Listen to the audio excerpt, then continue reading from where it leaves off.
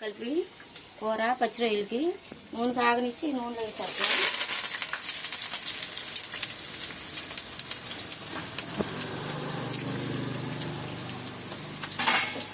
టమాటాలు కొత్తిమీర రైస్ కడిగి పెట్టుకున్నప్పుడే పొయ్యి మీద ఉడుకుతుంది.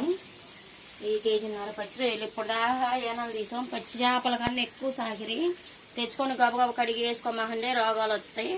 ఈ శుభ్రంగా చేసుకోవాలి. ఇలాగా ఇప్పుడు కొంతసార్లు కడిగితే ఈ రకంగా వచ్చినాయి. ఏనలన్నీ తీసేయాలి. తోకలో కూడా ఉంటుంది ఈయన అంతా కట్ చేసేయాలి. ఈ పచ్చిరొయ్యలు ఇగురు మాది ఇవాళ.